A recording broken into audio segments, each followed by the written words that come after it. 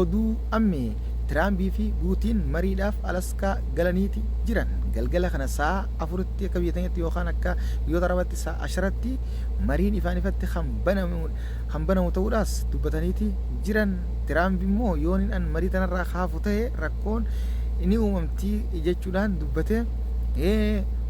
kallattiidhaan galaan wal dura gattatta'anii foolletti wal arguun waliin haasa'uu fi Puutinii fi Tiraambii kan yeroo dheeraadhaaf walii gaarrifachaa turan fi Tiraambii qaama Yukureen keessa galuudhaan Yukureen gargaaruun Raashiyaa tana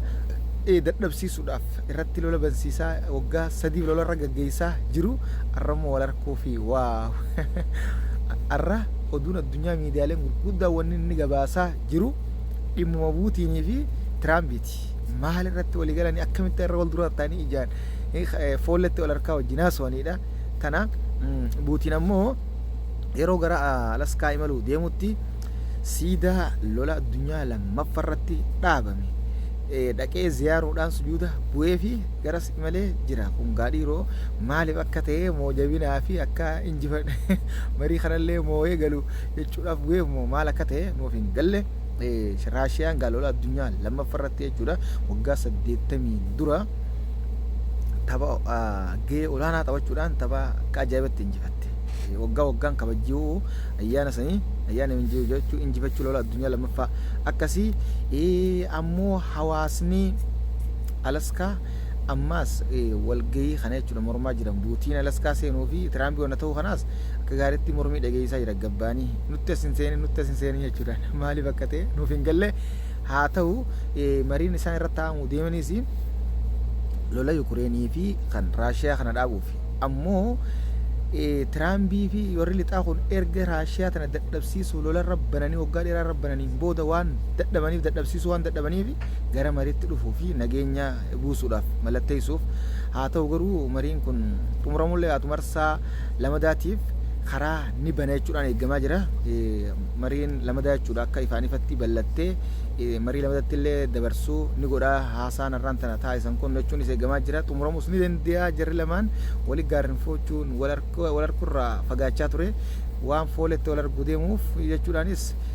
miidiyaalee fi xiinxaltoonni hawaasa miidiyaalee gurguddaadhaaf heeraa jiranii walumaan jala bunee ka'eenu ta'a. Kanatti aansuudhaan Ameerikaan erga Iiraanii fi Iraaq waliigaltee nageenya mallatteessaniin booda dallanurraa kan ka'e waliigaltee kana mormuudhaas dheganii akkasuma qondaallee Ameerikaa takka akka gabaastetti yeroo dhiyootti fuuldura torbees deemu kanatti gara Iraaq imaluudhaan Iraaqii wajjin haasaan taasifti waa'ee kanarratti jechuun himamaa jira. Haa ta'u garuu Iraaq biyya akka addunyaatti jechuudha duraan cimtuu turte gaafa Saadaam Huseen keessa ture sanii sababa Ameerikaan jechuudha isaan kana qabsitanii biyyoota Arabaa kana guutuu keessa seenee dhuunfattee jechuudha akka garteetti walii gad deemaa oofaa jirti. Amma immoo waliigaltee jechuudha Iiraanii fi Iraaq nageenya walii mallatteessuun tun isaaniif dhukkuba taatee jirti jechuudha. Isaan aarsitee jirti. Maaliif Iraaq amma dhuunfattee kanatti harkaa qabdisii sokkosaa jira. Iraanii wajjin waliigaluun isaanii ammaas shiran taanee fi siyaasaa nuti keessaa nyaachuu jirru tana nuti as garagalchitii waan jirurraa kan ka'edha. Jidduu seen ammaasis fuuldura kanas Ameerikaan ammoo hooggantoonni Ameerikaa qindooltonni gara Iraaq ni malaa jechaa jiranii. Haa ta'u garuu numa eegaa tanaas waan jechuudha taa'uu deemu waan fuuldura yeroo dhufataanii kanatti aansuudhaan Gaazaa keessatti guyyaa irraan tanaa uummata gargaarsa eegatu irratti dhukaasa banuun namoota 6 Falastiinota ajjeesanii jiranii. Uummata Israa'el kana Rabbi dhabamsiisu du'aa godhaadha. Uummata Falastiin kana irratti abaarsa buusaadha. Uummata keenya obboleeyyan keenya Falastiin kanaaf du'aa godhaan isiniin jaa Rabbi bilisaa haa baasu warreen shahiidee siree shahiidummaa itti galmeessuuf guyyaa irraan tanaa dhugatti qutbaana guyyaa irraan tanaatu haala dadhabina isaan keessa jiran jechuudha laafatanii jiran nama agarsiisa. Uummanni kun akkanumaan Rabbiin jabinaas kannee fi ulaa jannataas agarsiisee lafa isaan irratti akka shahiidanii addunyaan tun bu'aa akka hin qabne agarsiisee irratti gajjabeessan mallee gajjabeessu kanatti jabaadhaan isiniin jaa. Kanatti aansuudhaan yaada Tiraambii dhiyeenya kana ibsa miidiyaa kanneen Somaalilaand beekamtii biyyummaa kennuuf hojjechaa jirra garuu rakkoon keessoo walxaxaa ta'uus akka beekamtii biyyummaa harkattu godhaa jirra jechuudhaan dubbate irratti mootummaan Soomaaliyaa kan federaalaa Hassan Sheikh Mahmud Somaalilaandiin qaama nurraa ta'e qaama nuti jechuudha keenya inneef irratti bulchaa jirru kan nuti beekamtii biyyummaa hin kenniniif Tiraambii keessa galee beekamtiin biyyummaatiin kan jechuun ammaas seera jechuudha biyya teenyaa cabsuudha jechuudhaan himatee jira dubbatee jira irratti deebisee ajaa'iba mootummaan gargaarse biyyoonni isarra dadhabaatu gargaaraa jiru Ameerikaa irratti deebise mirga gaafachuudha deebisuudhaaf mirga qaba dhugaadha haa ta'u walumaan kanaas Tiraambii jechaan nama darbataas jechee inni darbatuun nama kan nuti si eegu jirru harkaa tokko jechuu ta'anii jechuu ta'an gaafa ibsa kana dhagee kanatti aansuudhaan Iswiidiin keessatti guyyaa irraan tanaa ummata salaata jummaa salaatee bee irratti dhukaasni banamuudhaan namoonni lama madaa'ee jaanii miidhaa namtuun qaqqabdee jaanii ummata keenya kan islaamaa rabbi haa nassaruu achi keessatti hedduu jechuudha rakkoo yeroo takka takkanii kakaati kanatti aansuudhaan Xaalibaan ummanni Afgaanistaan guyyaa irraan tana waggaa afuraffaa isaanii erga waraana Ameerikaa jechuudha waggaa dheeraa lolanii booda ofirraa cabsanii biyya isaanii bilisa baafatanii booda ayyaana guyyaa bilisummaa waggaa afuraffaa keenyaa jechuudhaan kabajachaa oolan kanatti aansuudhaan dhaabbanni mootummoota gamtoomanii marii biyyoonni ulaa galaanaa hin qabne jechuudha osoo ulaa galaanaa hin harkatiin guddachaa jiranii fi rakkoo biyyoota ulaa galaanaa hin qabne irra gahaa jirtu furuudhaaf marii ifaan ifatti bananii eegalanii jiranii kana keessa gaayitiyoon biyyi teenya tokkoffaadha ulaa galaanaa harkachuudhaaf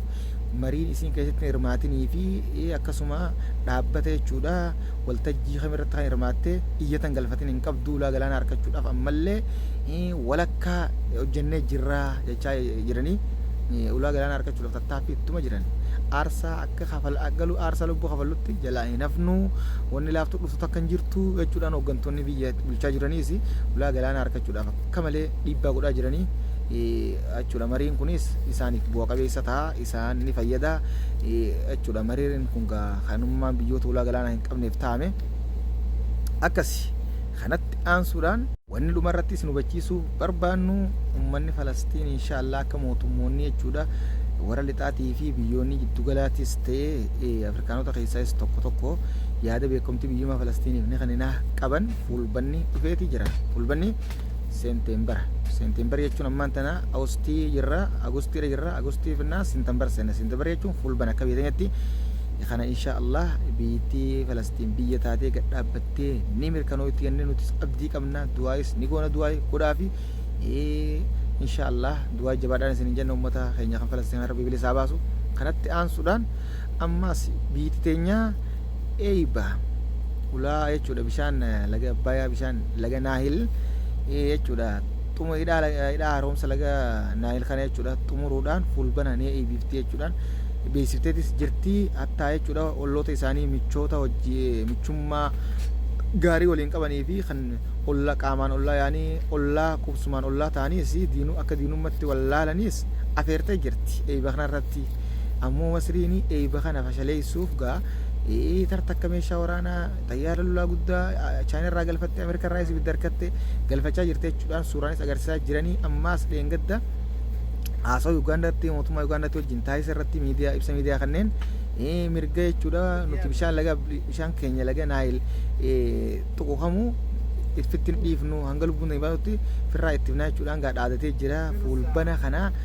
eebba jechuu gammachuu mootummaan biyya teenya fuulbana kana laga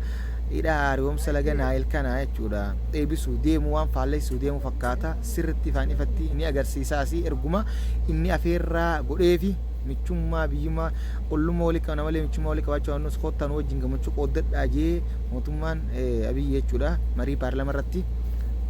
afeereen booda kan jechuudha sochii kana hunda eegalee hanga ibsa miidiyaa kan nutti mootummaa Masrii Abdul Fattah Siisii geesse hundaafuu jala buunee keessanii gabaabnu ta'a gammachuu lama arkuun oollu takka yookaan gadda lamaas arkuu dandeenya gizeen jiru takka faltan Falastiinii biyyummaa ni mirkanootii mootummoonni jeefi yookaan Ameerikaanota dabru Allah waalam rabbi haa godhu Ameerikaneessuufi ta'an ammoo ta'a biyya teenyaati tan bishaan Naayil tanaa eeybaan eeybii kun jechuudha gammachuun xumuramoo moo lola Masriitii fi wanna gidduuti ta'a تكارو كونيس قد دقاي ولو اللي خطوته نجي ربي أتمرو كن شوفا ودويا رانتنات ودو الرقم نحن فكاتا خبراتنا نقول تيمتو شير قولنا فجاسة أنت كايسين بدي سودو ميتي دولي وديو أجيو اللي لالتو ستفوفا أمو يوتيوب خينيا خنا يدوه جودا دوه تفتح جرتي سبسكرايب قولنا نوجبيسا خرا يوتيوب خنا نيسي السلام عليكم ورحمة الله وبركاته.